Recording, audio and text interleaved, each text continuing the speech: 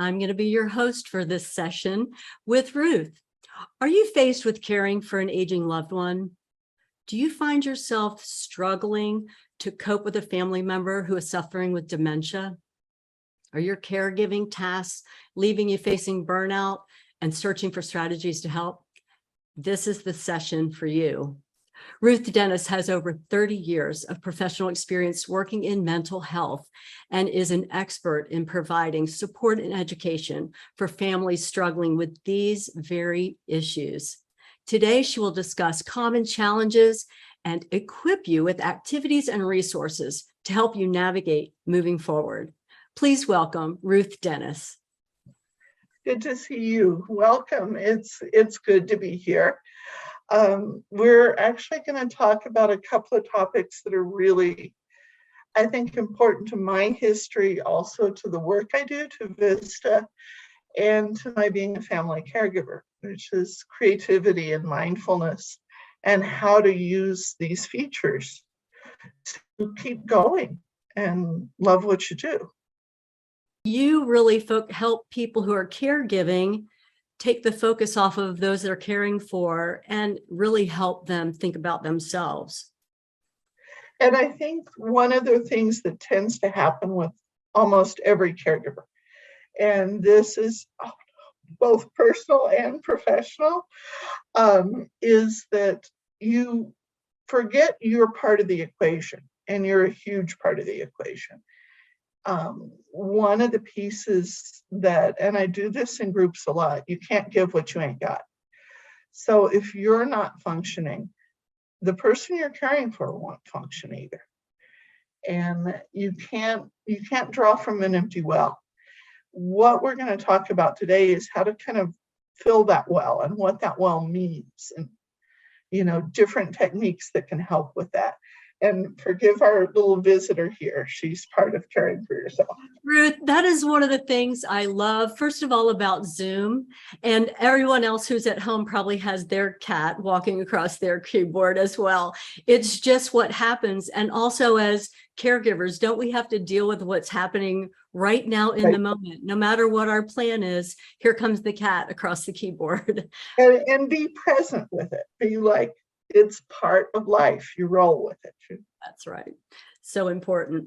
Well, what tools can we use? I mean, how can we understand how to work through?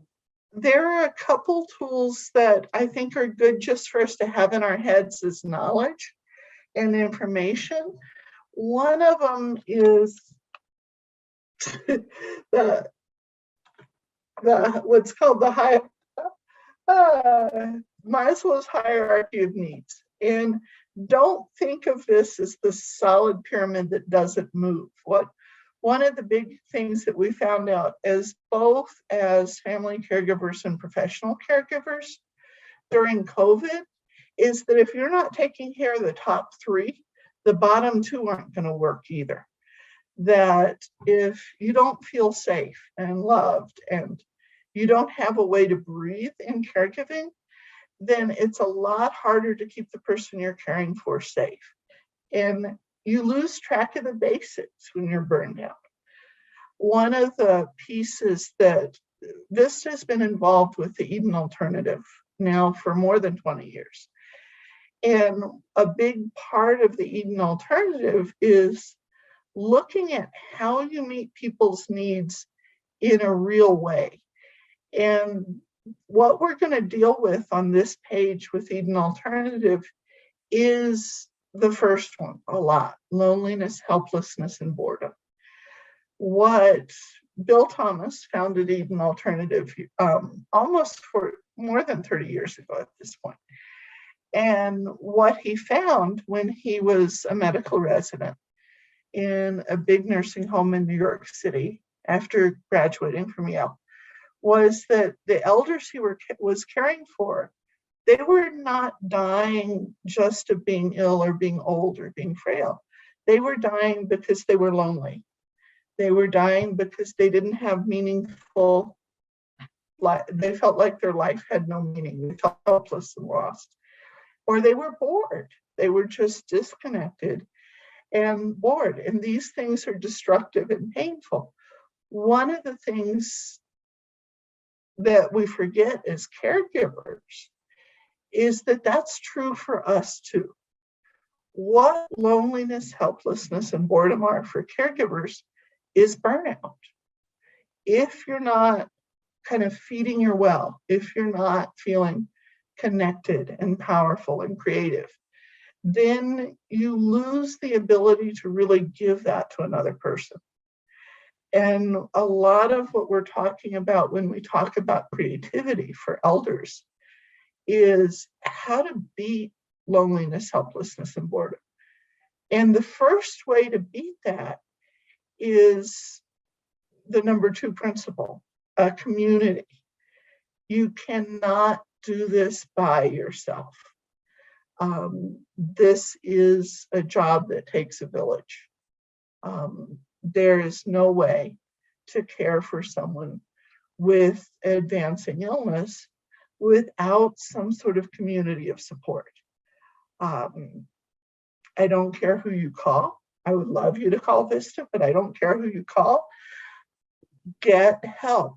I remember having a conversation with a hospice doctor years ago, and amazing woman, but she said, people always call us too late. And she's right, they do. But people also call the Alzheimer's cafes too late. They call support groups too late. They call day programs too late. They call assisted living too late.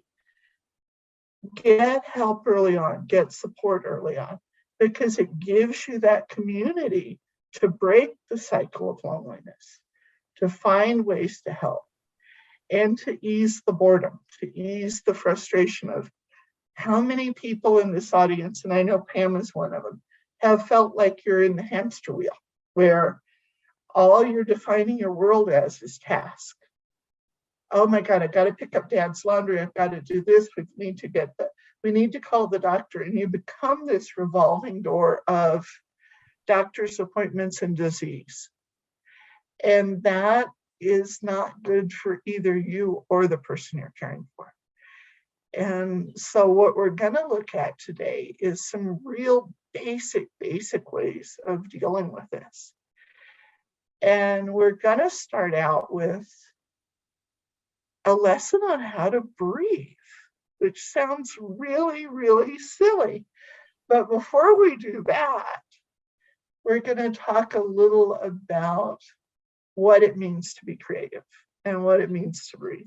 Well, can I pause you for just a second, Ruth? Before we leave the Eden principles that you listed, the first one, I mean, you were talking about the caregivers, but if I was a person who was suffering with some kind of illness or long-term or even just aging, you know, that loneliness and boredom, those are risk factors for me as well, right? Yes, they're risk factors for everybody. One of the things that we need to remember is that as human beings, we have the same basic needs. Yeah.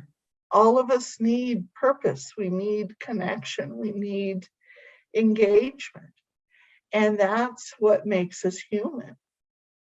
You know, I think one of the dangers of labeling somebody as, oh my God, they're elderly, and I'm now officially probably elderly, is that all of a sudden they become a disease and they get defined by, well, they're going to move slower and they're going to get arthritis and you need to watch your blood pressure and and they don't get defined by, this is a person who loves to dance. This is a person who is a great cook.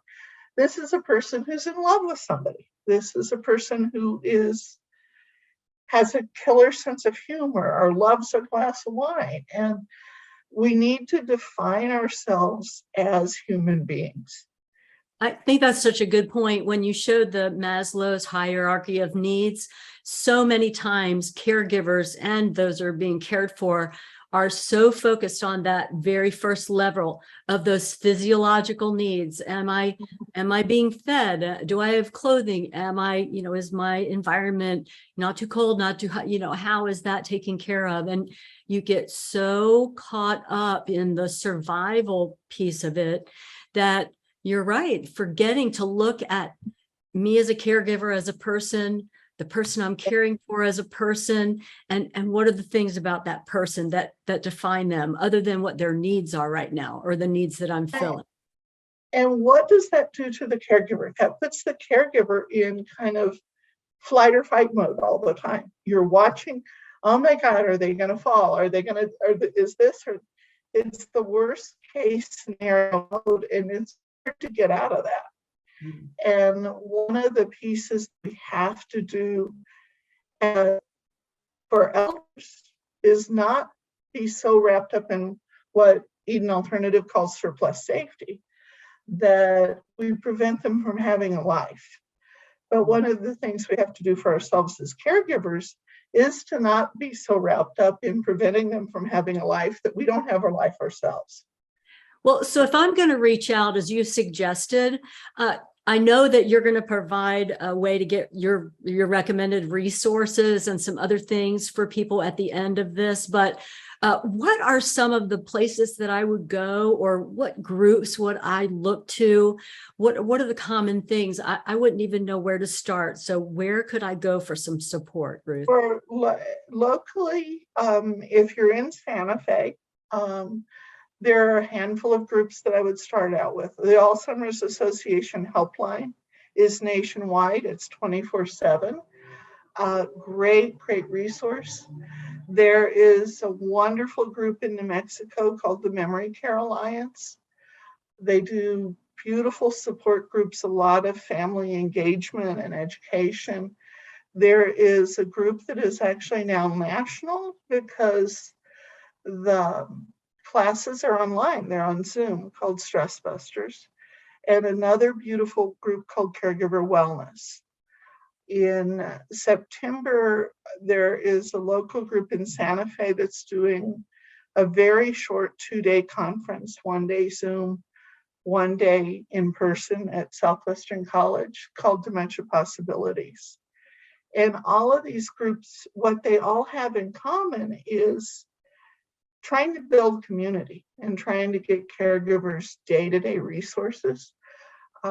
At Vista, we really try to support groups like this.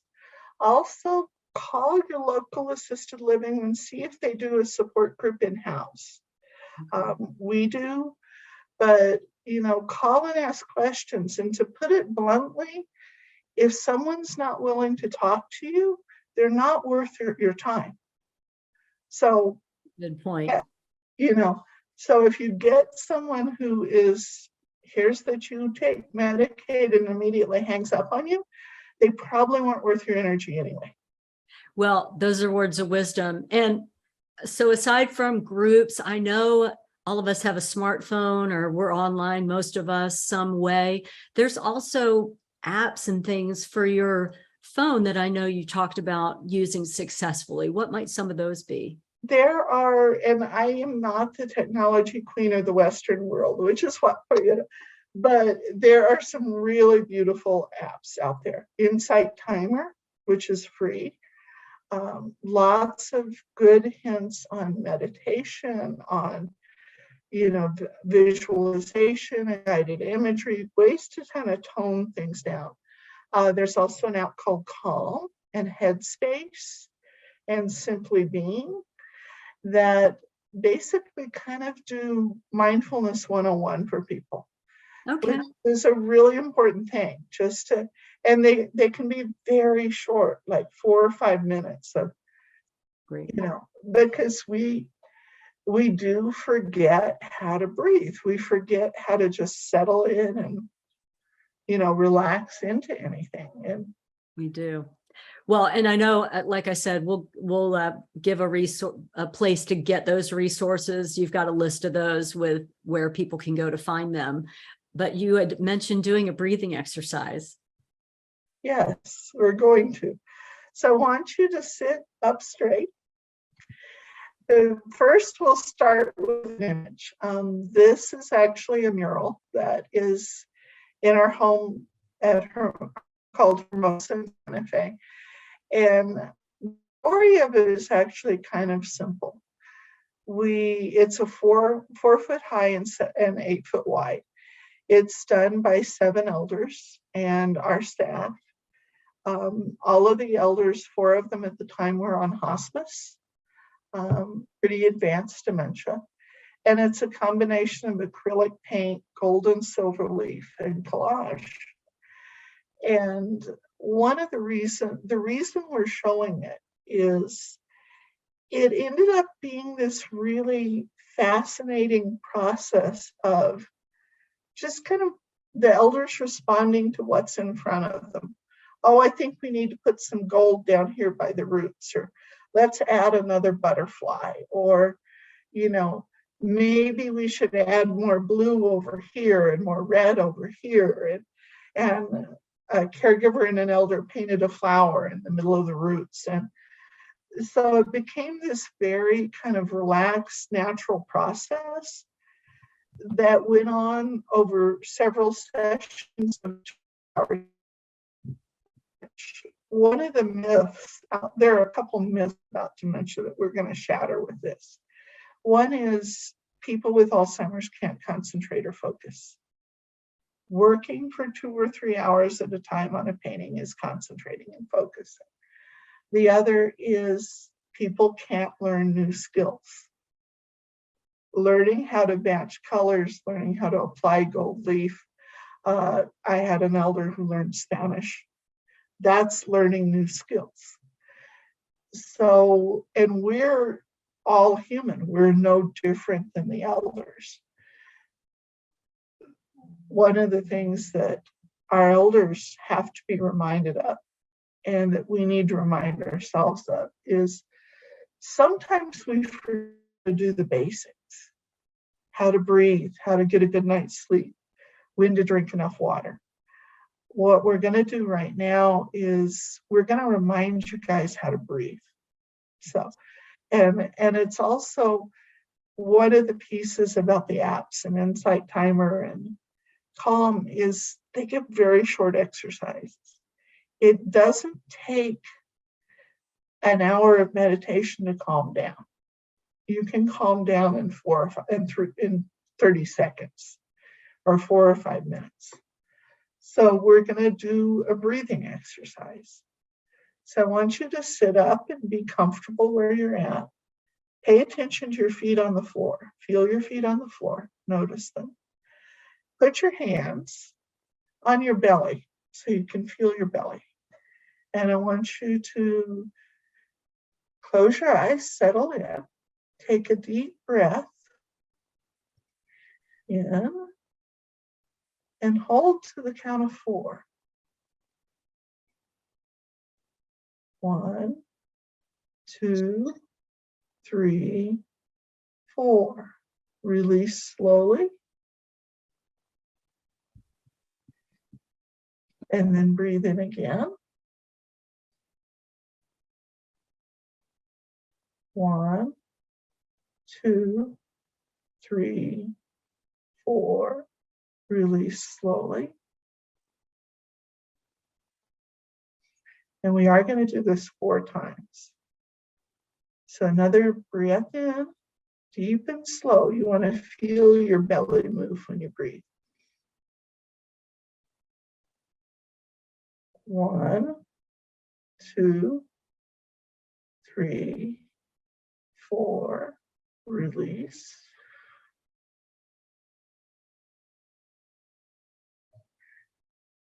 And then one more time. Deep breath in.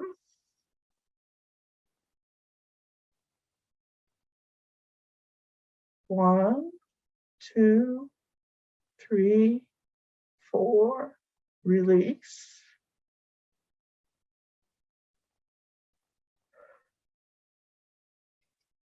And slowly wiggle a little, feel your feet on the ground, stretch if you need to.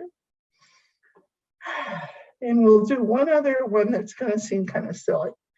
I want you to take a really deep breath. You can keep your eyes open.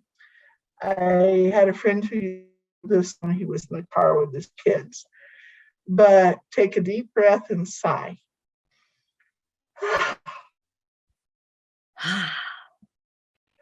How do you feel? Feel better? Yes, I feel better. And For the audience. how long did all that take? Just a couple minutes. That is a big chunk of what we also breathe with elders. Take a minute and breathe. It can help the person you're caring for, but it can also help you. Take that, step outside for 5 minutes and breathe. Step outside and watch the sunset and breathe.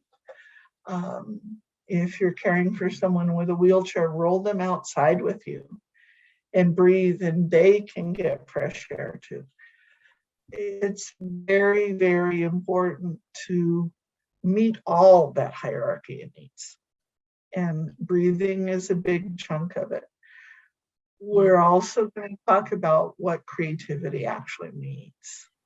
Well, and I appreciate just the creativity that you were sharing about breathing. I never would have thought beyond my basic breathing, again, because most of caregivers are just trying to meet a need or keep someone safe or, get the things done that need to be done. And we're not working on the being part as much. And that breathing is a really simple exercise that we can do while we're doing something else, while we're outside. I mean, it's good for everyone to get outside if you have someone in a wheelchair, or even just sit outside, and everyone can breathe.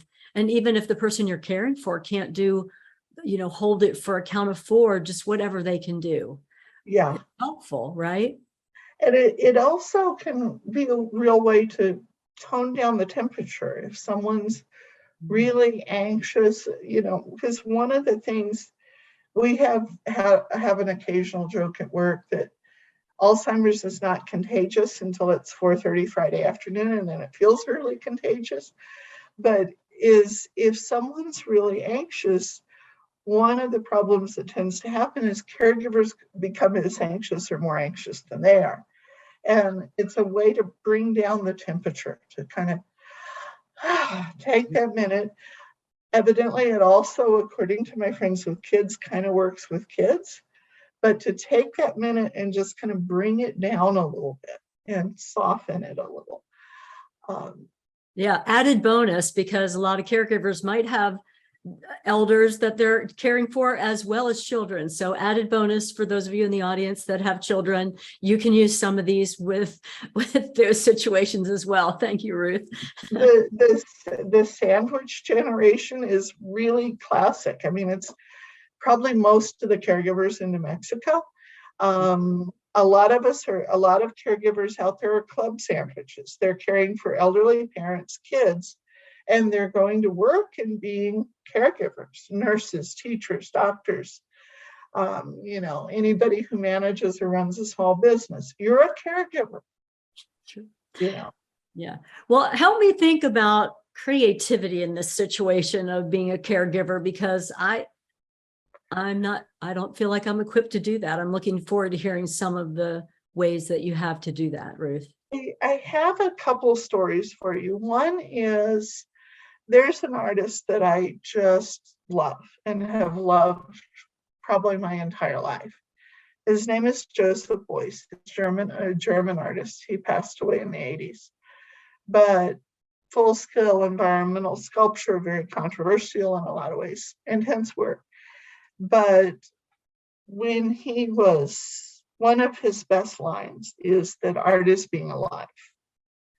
And what that means is that anything you do with focus is creativity. Anything you pay attention to is creativity. One thing that happened to him, and it happened 3 times over his lifetime, is he would be interviewed and the interviewer would say, well, what do you think is your most important sculpture or work of art? And the first time that was asked, he said, well, my political activism, I really enjoy, he helped found the Green Party. I really enjoy contributing to society, and it's a creative process. The second time he was asked, he was a professor, was teaching. And he said, teaching. Teaching is my best work of art. It's my most creative. And the third time, and I think this is probably the most important, when he was dying of cancer, was, what is your most important work of art that you've done in your entire life? And he says, and his answer was my marriage. And when you think about that for a minute, basically what's being said, and it's the philosophy that we've grounded our work in Vista, is that being alive is a creative process, and we're all learning and growing and being alive until you stop breathing. And that doesn't mean that Alzheimer's miraculously goes away and that there aren't struggles. What it does mean is that we all have the ability to be connected to someone, to love, to be around people and to be with people. One of the things that I was a caregiver for my brother with Downs for 23 years. Oh, okay. For a big chunk of that, a single mom who was working as a caregiver.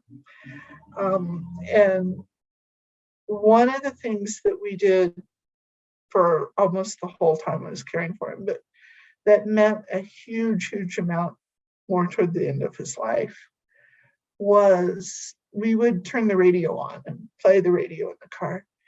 And we would dance at stoplights, crank up the music and, move her. And he could bust some moves. He had some good moves. But what it did was kind of like that breathing and sigh. It stopped the hamster wheel for a second. It stopped the, oh my God, I got to go home and get supper. I need to balance the checkbook tonight, or the electric bill is going to bounce, or, all the stuff. And it was a way to get out of the stuff. We're going to show some pictures in a bit of elder creativity, but our elders do really, really creative things every day. I mean, feeding the chickens is creative, and it's a good way to change the mindset. Caregivers forget how creative they are. This is a lady who, for her birthday, helped make her birthday cake. And you can tell they're pretty happy with this birthday cake, but, adding gel or colors or fruit to the cake is a creative process. And so cooking supper is a creative process. Driving to bowling practice was a creative process for Morgan and I. I've had elders help build chicken coops, and that's a very creative process. I have had elders, help fold laundry and come up with a new way to fold a fitted sheet. I don't fold fitted sheets at all. I just kind of roll them up. But, life is a creative process, and a lot of what will save your butt as a caregiver is just enjoying the moment. I think one of the things that I've learned from our elders is, and we'll show you a few pictures, is how to just be in the moment, how to have fun with the moment. This is a fascinating thing for me. And it's a pillow. It was made by a caregiver who took one of my classes, and her mom. And her mom was fidgety. She was moving around a lot of things. And the caregiver, one of the hobbies that had kind of been put aside for her was sewing. And she got very busy doing day-to-day care. And what they decided after that was to make this pillow together and to put a bunch of fabric scraps together. And mom helped pick out the fabric and the textures. And it became something for mom to experiment with, but it also was a way to solve problems. And it worked for both the caregiver and mom, because it gave them something they could do together. It gave the caregiver a connection to something that she had kind of left behind in caregiving. and it gave mom something to do with her hands. Yeah. And it ended up being a really beautiful piece. And then their friends started asking for them. There are other people at the senior center. So I hope they're still making a lot more of them.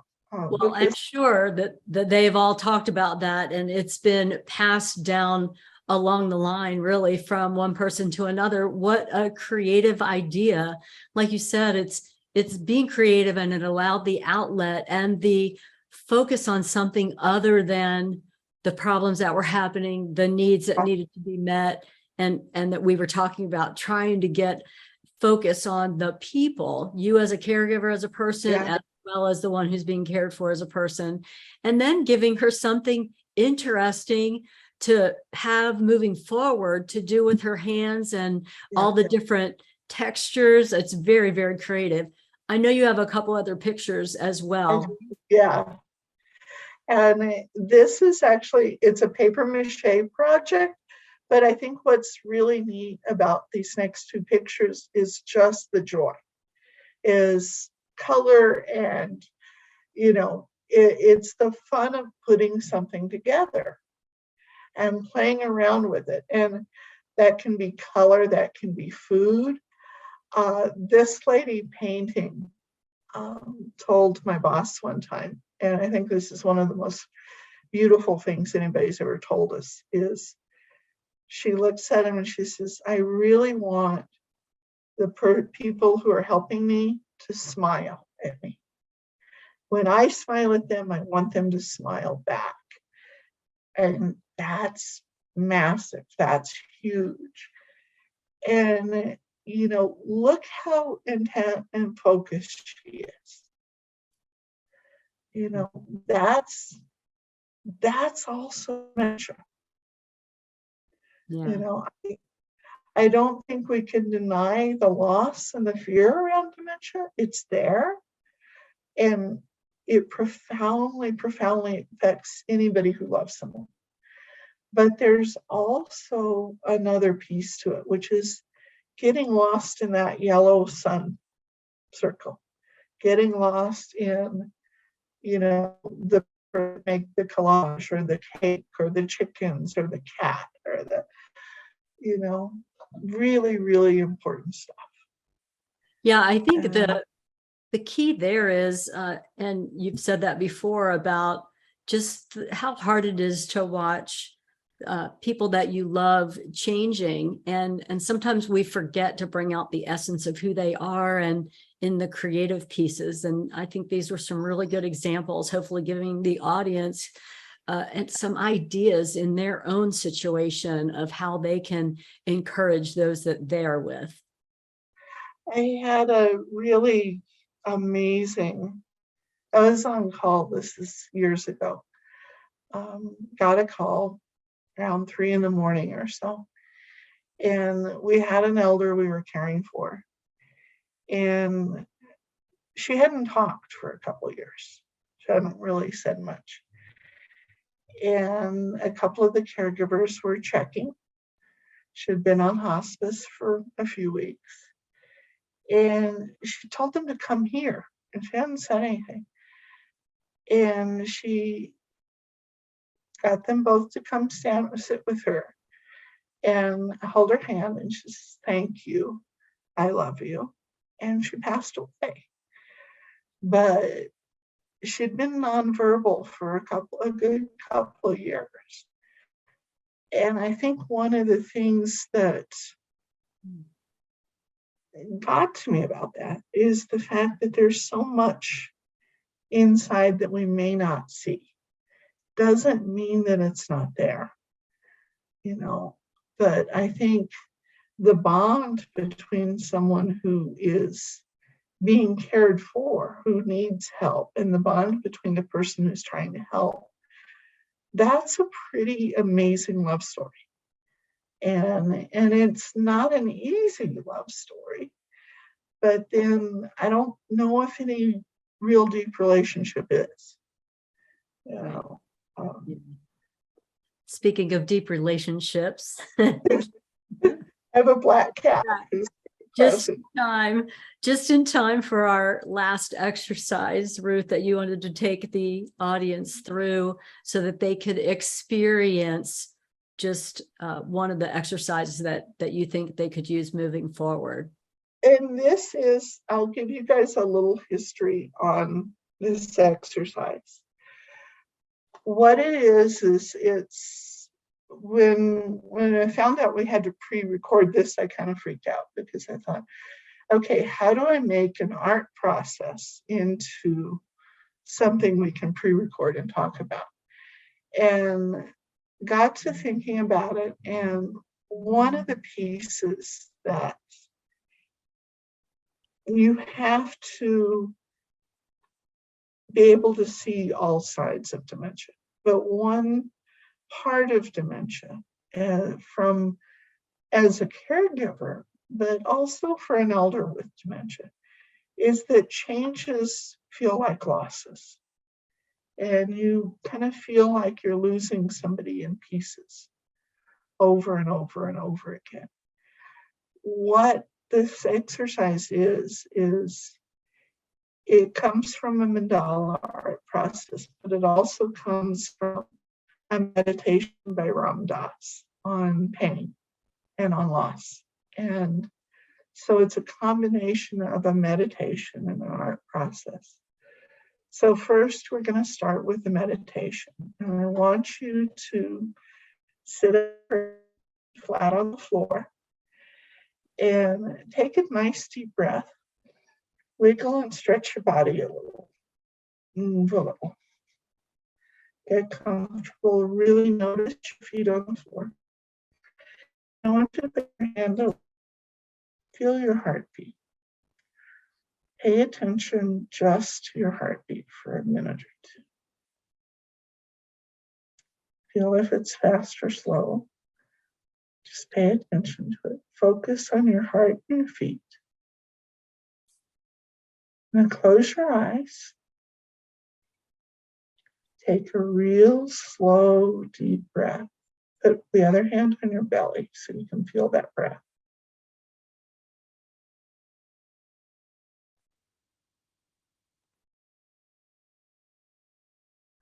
And I want you to let any thoughts or feelings that you're feeling go through your head.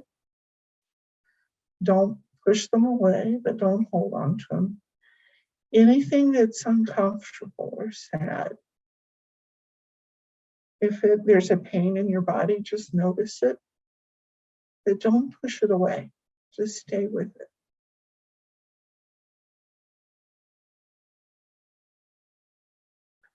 Take another deep breath.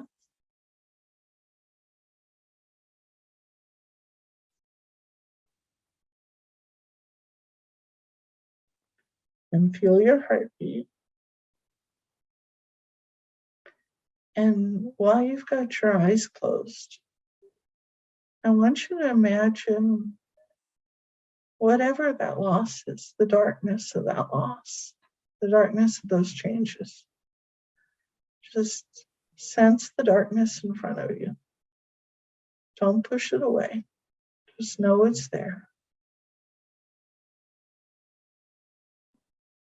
Stay with it.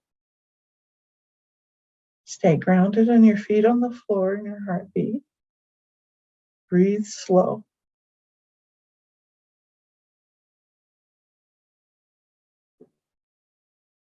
Now I want you to think of ways to put color and light into that darkness. What's the first thing you would put there? Would it be a ray of sunshine in the morning through your window? Would it be a full moon at night? What color would it be? Think of making some type of circle of light in this darkness, in this loss. And what would it look like? Would it be taking a walk in the woods? Would it be dancing?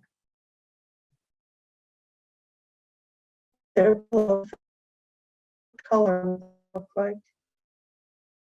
Would there be an animal or a plant there? What do you see? And think of these things as something that could help you through the changes, that could help you feel more human and healed. And I want you to keep drawing those colors and that light in. Don't push the darkness away, but just know you're adding to it. And keep breathing.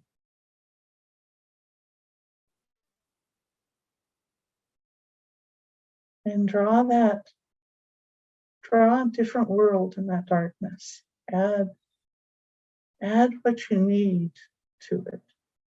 Add what you need to feel safe, to feel loved, to feel connected. What does that look like?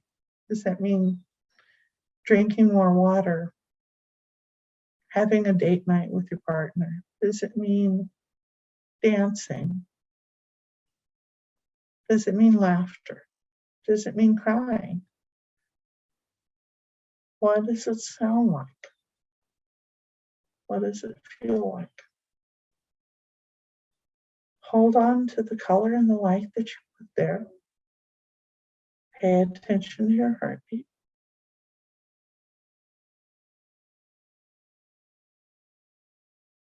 Take a deep breath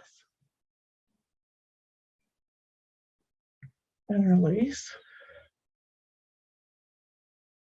And again. And gradually open your eyes. Pay attention to your heartbeat and come back. Feel your feet on the floor. Wiggle and stretch.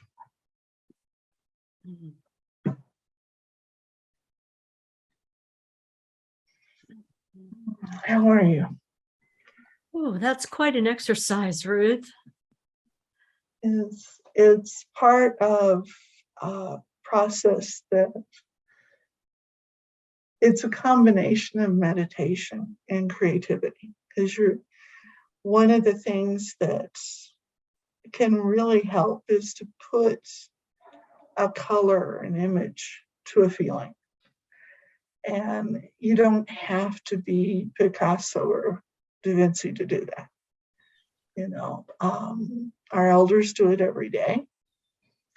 And I'm sure our audience experienced what I just experienced going through that. This is an example of a drawing version of that. And it's a mandala. And it's done by 3 elders working with pastel and colored pencil from black paper. And we started with 2 circles. And what we ended up with was a butterfly coming out of a heart and a vine. And just kind of working together and everybody picking a color and drawing and adding color to it. And this was one of the drawings that we did for the Alzheimer's Association for a fundraiser.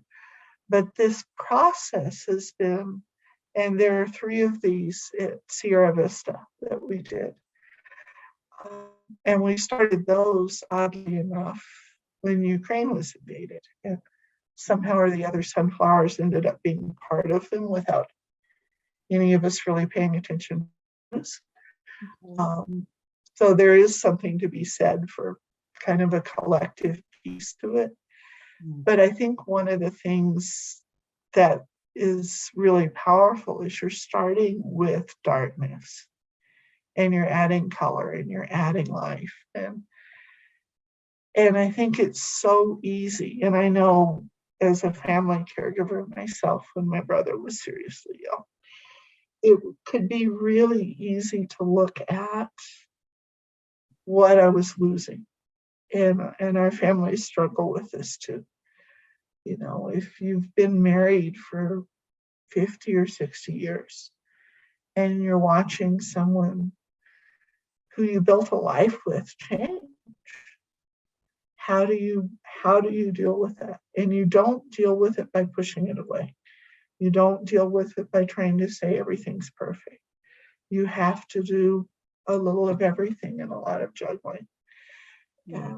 One of the things that creativity can do is give you a place to do that. And it doesn't have to be art. It can be having a garden, cooking, writing in a journal. I had a friend who put a punching bag on her balcony for a while. It can be, I have another friend who went hiking, who tried to go hiking a lot. It's a way to deal with life and to reconnect to life. Yeah. Well, we've learned some great things in this talk here, Ruth. I know you want to leave the audience with a few key points for them to remember that you've given them today. What might you leave them with? I think I would start for anybody, if you're facing a dementia diagnosis, or if you're a caregiver, or if you're caring for someone who is ill or facing another illness. You can't do this alone. You've got to have that community. Those loneliness will kill you. Loneliness will keep you from ever getting to the top of that pyramid of needs. You need resources and other people's eyes and other people's physical help. It doesn't make you weak to need help. Yeah. Well, and speaking of resources, we put together a screen here for our audience, which you've got resources for them, some articles, some links to some of the groups that you discussed earlier in the talk, as well as other apps that you talked about, and a few goodies for them. And they can access that by going to vistaliving.com/contact. Or if they've got a smartphone in front of the screen right now, just scan the QR code with their camera and it will take them right to that contact page. And we're asking them so we can identify and be sure to send them the resources properly. If you'll just click the other category there and then key in COA for the Conference on Aging. So we'll know that you are coming from the Conference on Aging and would like Ruth's resources. And I think the other thing, Ruth, is you'd really like for them to reach out to you if they have any questions or anything you can help with. It makes a difference to have somebody to talk to. It makes a difference to, I think the other key resource we have is be willing to play, be willing to, find another way of looking at things in life. Yeah, that is so important. And in case you have trouble reading that at all, it's ruth@vistaliving.com. And that's so generous of you to provide your email, Ruth, as a resource. But you are all in on this community. You've been working in it for 25, 30 years. 25 years. 25 years. Fully immersed. And I know that everyone appreciates what you left them with today. And I think the message that I heard from you is that, life can be rich, even though we've got challenges, right? Yeah. And incredibly beautiful. And it doesn't mean it's easy, but it means it can be really, really beautiful and fun. It's interesting. I wanted to do a lecture for a set of doctors, and I wanted to get them together and make them sing Jeremiah Was a Bullfrog just to get them out of their heads. Never was able to do it because COVID got in the way, but it would have been fun. But in the meantime, those in the audience can sing Jeremiah Was a Bullfrog and enjoy with their people that they're caring for. And our time is gone. But again, thank you so much, Ruth. I know the audience appreciated it. Thank you very much. And take care of yourselves.